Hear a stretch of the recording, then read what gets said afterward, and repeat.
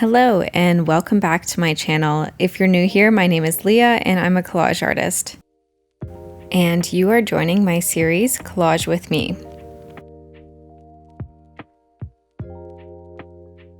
This week is kind of a funny week. It's the first one in a very long time that I haven't had really anything that I have to do for this. For example, I had my art show before that I was working really hard towards, print drops, etc. This is the first week where I get to do exactly what I wanted to do in a very long time. So today we're going to go through these papers that I got in the holidays. During the pandemic, my mom decided that she wanted to try collaging. She bought some books, specifically these ones, and realized that it just wasn't her thing. When I visited over the holidays, she thought that I might want to go through them and find some materials, and this is what I found. Taking materials from other people, as you guys have seen, is really interesting because they're things that you're usually not going to pick out yourself. Her art is very biological and nature conservation focused in terms of subject matter, and mine definitely are not usually in that direction. So it's really cool, again, to see another artist with nature pieces coming into my life and influencing what I make.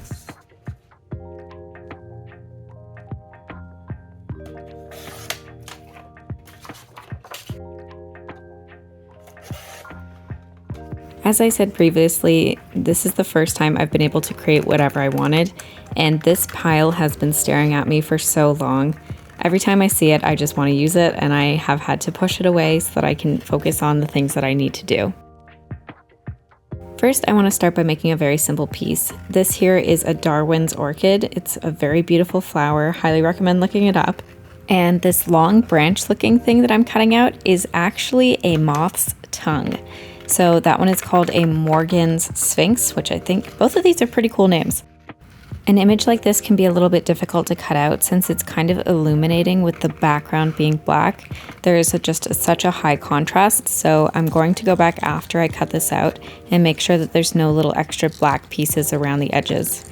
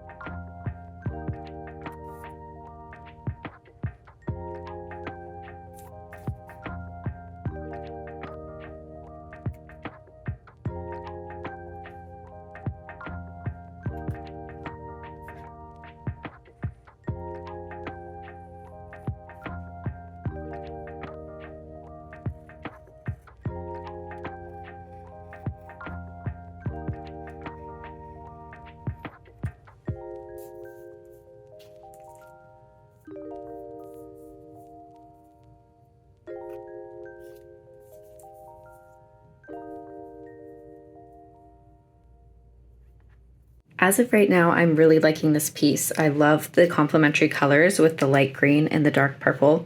They're definitely working here. And because it's so dark, I can finally use this white flower that I really liked the look of. Now, for what I'm not really sure about right now is this piece here that comes here. I think it would look a lot better if I just cut that out and had like this piece coming off the side and this one off the edge, and then that shape. This one, I like the leaf shape, but I'm not really sure if it works like over here or if there's any reason for it to be there. I would love to work it back in if I can. I'm just not really thinking of how it would work here.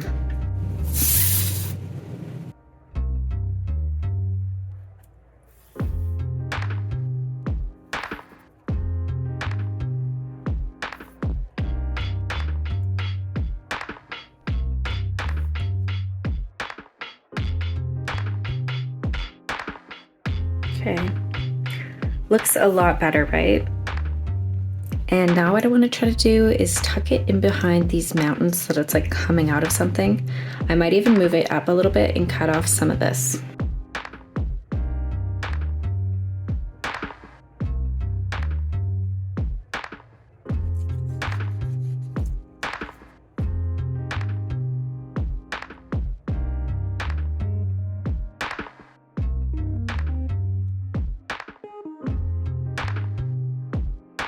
For the next one I wanted to work on, I wanted to make this into kind of a mini series. I love these images. This one's different from these ones, but it definitely has the same feeling.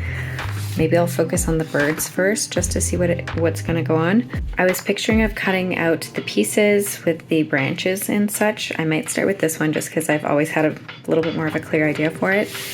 And then taking some of these and cutting these kind of out abstractly and making this more of like a graphic looking piece. I love the idea that these are close-ups of like bugs and this, for example, eating the sun. So there's just like all this kind of like overlap in this biological phenomenons that are going on within it, and I think that ties in well for all of these pieces. This one's a little bit more spacey, but I think that most of them are more like organic looking, but I love the bright colors. And as we talked about in one of my previous videos is how to use black and white in color. And here you can see perfectly that these are all very bright neon and these are black and white, and they're more of the grayscale versus black and white. So that's why I want to use as bright as colors as possible to have like a big pop.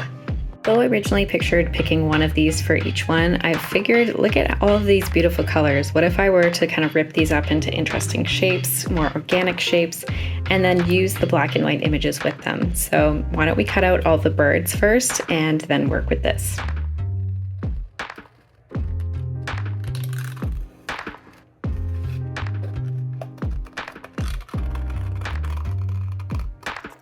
As I was cutting out the birds, I looked at all these shapes that I was cutting out as well and realized that these were going to be some pretty incredible negatives. Because of this, I tried to keep the pieces as large as possible and as organic looking as possible. I could even picture using these cutouts as templates for the other bright pictures. I could put them up against them and try to cut out similar shapes to make it kind of interesting as a background.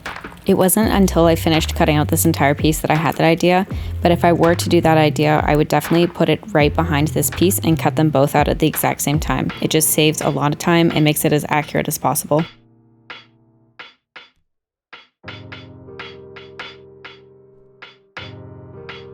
After cutting out the first one, I realized that maybe I should stick with using the first 3 big birds, and then I could go from there with what I wanted to do with the butterfly and the flock of birds.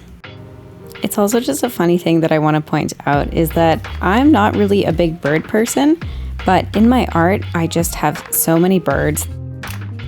They are like my motif and I have no idea why. I feel like I need to go deep into my dream therapy or something and think about why that is, because they're just something that I'm super drawn to, and I mean, they're beautiful in figure, especially like look at this bird and its wingspan, like that's crazy. But yeah, that just brought me to think about if other people had motifs in their art that they're not really sure why they appear. I'd love to know if you guys have motifs in your art that you're not really sure why they exist, and if so, what are they? I would love to know. Comment below.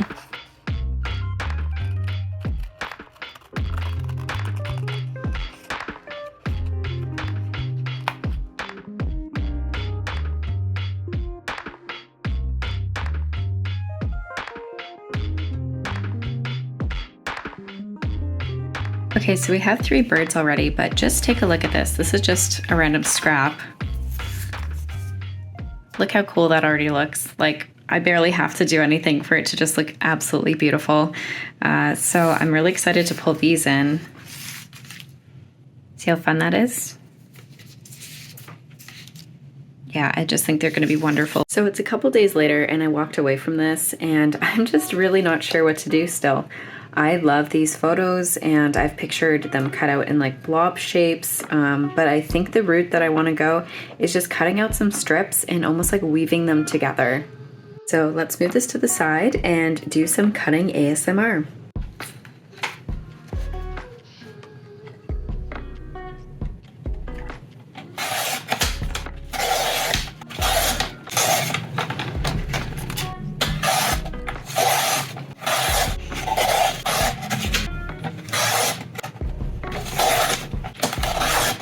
Just seeing these colors together, I know I've made the right decision. These look so beautiful. Working with vintage magazines, you never get these bright of colors, these vivid, amazing colors.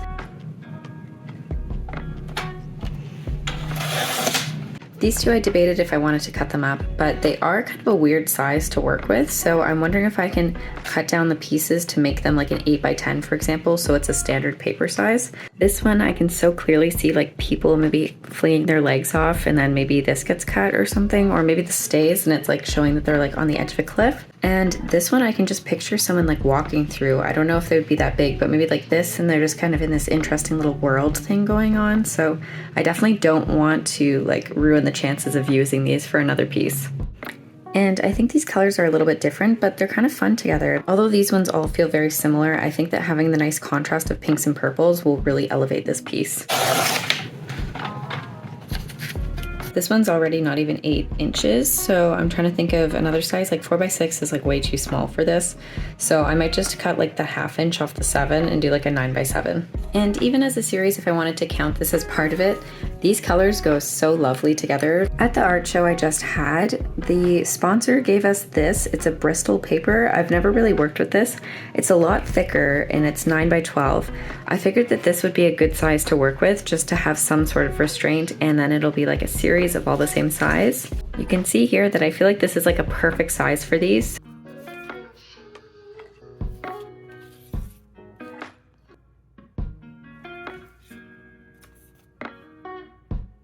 Now, where do we start and which one do we do first?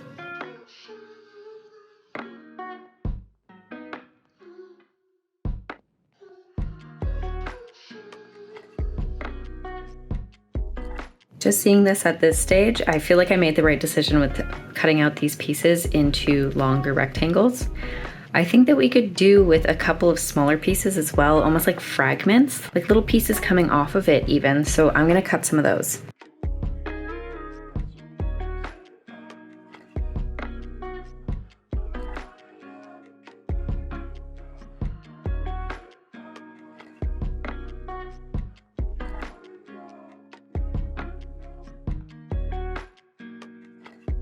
I'm not gonna lie, I love where this is going. It's kind of really interesting, and it's definitely what I had in mind.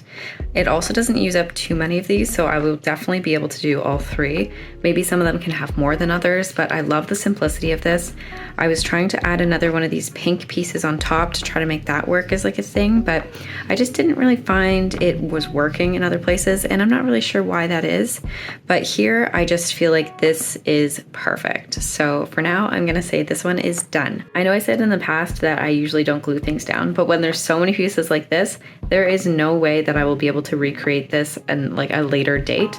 So I'm going to glue it down to this board. It's always funny with projects like this because I was so worried to do it that I waited for days, and then now I'm doing it and I've done one and I was super happy with the results. So now I'm just able to like jump right into it, feel like I can create anything, and like there's nothing blocking me. Confidence is just such a funny thing when it comes to art.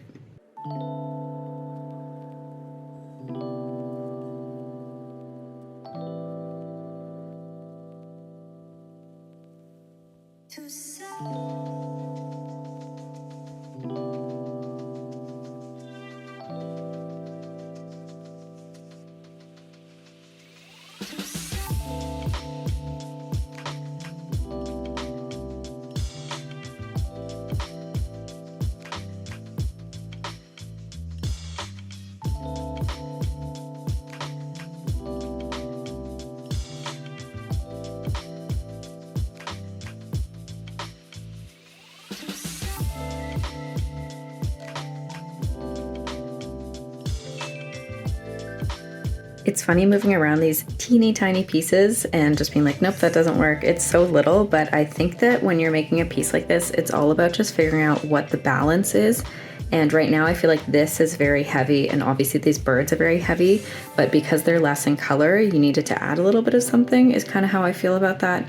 I'm just wondering if I could even add anything else to this. I love the greens and purple. But I'm just not sure if it even works there. So I'm not sure if maybe we need like another strip down here. Nope. See, it's so funny. It's just like I would love to explain why it works and why it doesn't work, but sometimes it's just like an instinctual gut feeling that it just doesn't belong there. After trying a couple things, yeah, I don't think anything's gonna work. I don't like the little piece anymore, so I think nothing else is gonna work, so time to glue. you're excited, but this is our last one. With this one, the reason I did it last is because I was thinking if I should cut out all of this or not. I don't know still, so I'm just gonna see if I can lay some things down on top of it, and maybe that creates like almost like this nest. Like I would still keep them like horizontal, but like what if they were like kind of overlapping and maybe I could cut some like holes into it and kind of work the pieces through. That's just kind of how I was thinking this would go.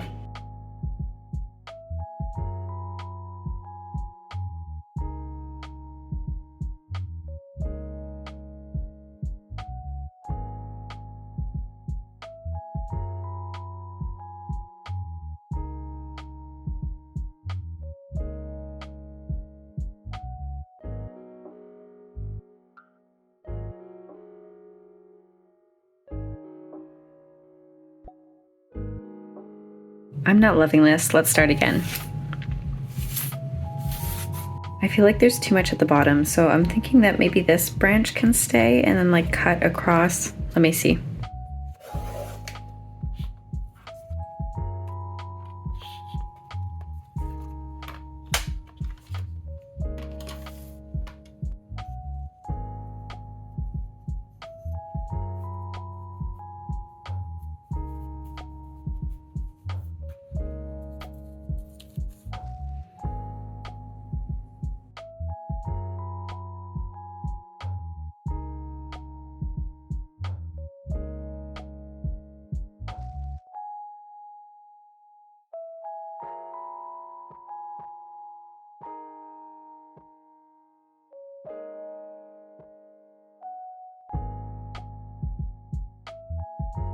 I like this a lot more than the first one, and I love how these are here. It's like he's looking at them.